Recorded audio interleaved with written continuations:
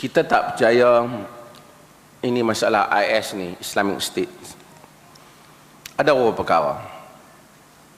Kalau kita silap, kita mohon keampunan kepada Allah.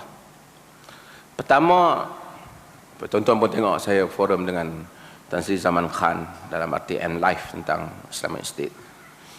Pertama ialah kita kena tahu, bila kita nak fahami satu pemikiran, satu benda yang berlaku, kita kena fahami latar belakang keadaan. Contoh, kita tengok-tengok suami kita marah, dia bukan seorang pemarah, jadi kita nak kena tahu pasal apa dia marah, kan? Mungkin dia ada masalah di tempat kerja dia ke, mungkin kita provoke dia, kita tak perasan ke, ataupun kita buat benda. Kita kena tahu keadaan yang mencetuskan suasana tu. Bila budak-budak zaman ni jadi anti sosial, susah. Anak tuan-tuan, anak saya pun kecil-kecil, dia pun pandai dah main ni. Kecil lagi, 2 tahun setengah dia boleh main lah. Dia boleh buka handphone kita, dia boleh pergi cari semua apa yang dia nak. Kita dulu dah, orang tua-tua, bukanlah sebahagian tuan-tuan mungkin zaman kan, masa awal komputer main, komputer besar, nak buka pun takut meletup kan, nak tekan pun takut, ni betul ke ni kan, program Word lagi masa tu kan, itu disket jenis kepin kan, bunyi kereng kan. Sekarang tak main semua cloud lah sekarang. Hebat teknologi. So kita kena tahu apa yang melatari sesuatu pandangan, sesuatu. Sebab tu bila orang dalam siapa belajar buat PhD, master PhD, bila dia kaji tentang tokoh, dia kena bagi tahu zaman kelahiran tokoh tu. Dia lahir pada zaman apa? Kenapa dia jadi macam tu? Apa yang menyebabkan, yang mendesak dia untuk jadi pejuang seperti itu? Apa yang mendesak dia untuk membentuk cara fikir dia? Dia mesti ada latar dia. Sama juga ISIS dan seumpamanya IS ke apa, sama aja. Kita kena tengok zaman yang ada pada hari ini. Pertama, adanya hegemoni barat yang sangat tak adil pada dunia. Dunia Islam corot. Dunia Arab tak boleh diharap. Nak harap siapa? Tak ada contoh teladan yang baik, saya sebut. Contoh teladan tak ada. Arab Saudi tak boleh nak harap. Mesir lagi tak boleh harap. Kalau Firaun bangkit balik, Firaun kata aku bagi pada hangpa. Tu saya kata orang duk melawat Mesir. Barat, orang barat pelancong banyak Mesir. Bukan kerana nak melawat orang Mesir, tapi kerana nak melawat warisan Firaun. Piramid, khazanah Firaun. Firaun bagi duit kat rakyat Mesir. Jahat-jahat Firaun. Betul? Apa yang orang Mesir buat? Sungai Nil yang bersih, depa zaman Firaun tu, Firaun teruklah pergi mengaku dia Tuhan. Depa pergi campak segala sampah sarap atas muka bumi ni, campak situ. Di dunia barat yang kita komplain tak beriman dengan Tuhan, sungai depa jaga bersih. Manusia gaji 2,000, potong 5 pound, 2,000 pound, potong 5 pound untuk sungai. Kebanyakan mereka potong 3 pound untuk alam, potong 4 pound untuk haiwan. Peruntukan gaji mereka, dia kira tahunan. Setahun kalau dapat 60,000 pound, potong sampai 40%. Negara potong 40% daripada gaji tu. Hak tu yang duk pergi bagi kat orang miskin, ada rumah apa semua. Setakat kita pergi cerita kat dia zakat membantu masyarakat, dia tak heran. Pasal dia bantu dah. Cuma yang dia heran zakat hilang, tu dia heran.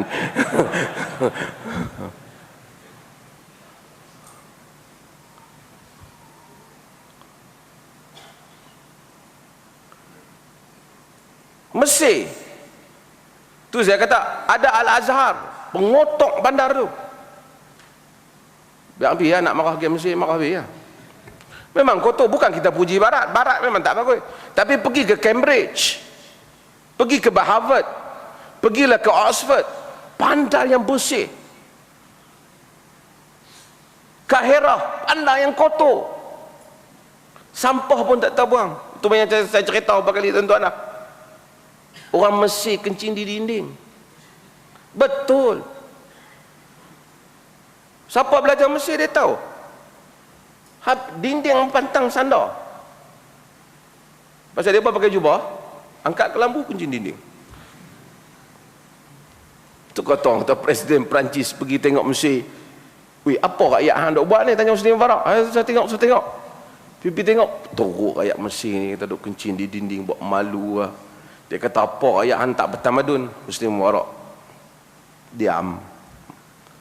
Bila Husni Mubarak melawat Paris, dia tengok ada juga orang Perancis buat perangai macam tu, duk pi ke dinding. Husni Mubarak kata kali ni aku pukul pula Perancis ni. Pergi lah. Apa Presiden Perancis kata tu, saya tengok. Aku nak tengok juga apa dia buat. Pergi tengok kencing, tengok rakyat Mesir juga. Hak pergi ke sana, hak melawat Paris.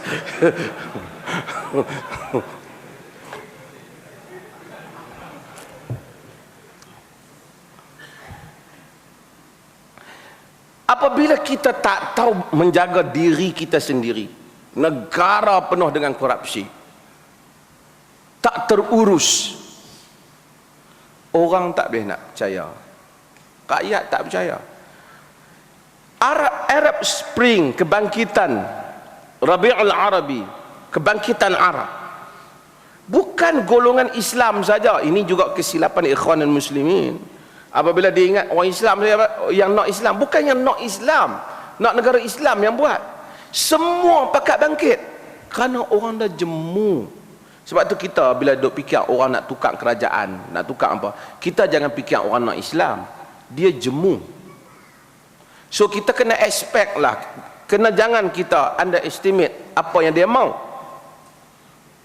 Pasal orang dah jemu, makanan tak ada, duit, pemimpin jadi kaya raya, rakyat miskin. Satu hal tu sudut pembiayaan Arab, tak boleh harap.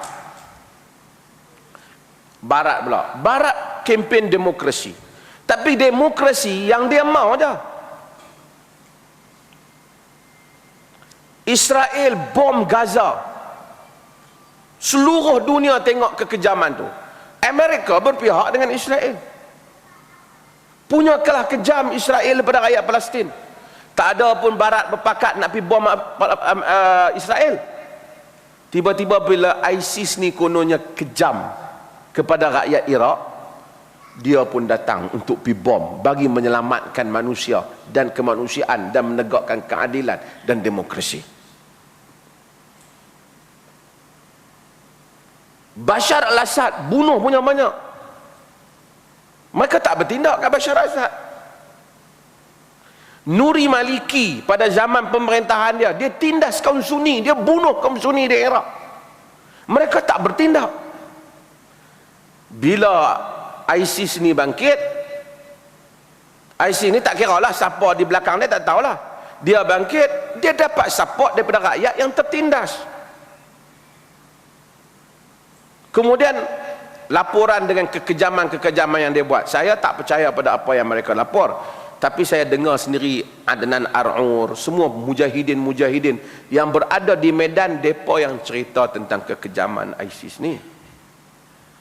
Membunuh golongan mujahidin sendiri, membunuh pemimpin-pemimpin yang dah berjuang, bunuh para kepala-kepala mujahidin. Jadi sebab itu, dan bertindak dengan tindakan yang tak wajar, walaupun apa pun di medan perang kita tak boleh buat hudud kepada orang dalam keadaan susah. Kita tak boleh bunuh orang Kristian dan seumpamanya. Walaupun apa gambar-gambar yang ditunjukkan itu, walaupun apa alasan yang mereka berikan, mereka tak boleh bunuh manusia semudah dengan itu. Dan bukan Amerika saja yang kata, mujahidin di medan juga kata. Sebab itu saya rasa ini adalah benda yang tak dapat kita terima atas nama Islam, kekejaman demikian. Tapi kita tahu kenapa dia muncul. Kita tahu satu orang tu geram, lalu dia mengamuk, dia pecahkan barang. Kita pun marah siapa yang menyebabkan dia mengamuk, tapi kita tak boleh kata perbuatan dia pecahkan barang, tumbuk orang tak tentu pasal itu betul. Kita tak boleh kata. Jangan kerana kemarahan kan kita pada yang ini, kita menghalalkan yang ini. Kita tak boleh halalkan yang itu. Itu kekejaman yang telah dia lakukan. Dan sebab tu saya kata rakyat Malaysia dia nak,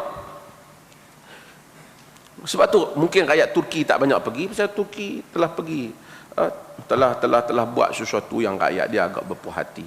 Wallah a'lam.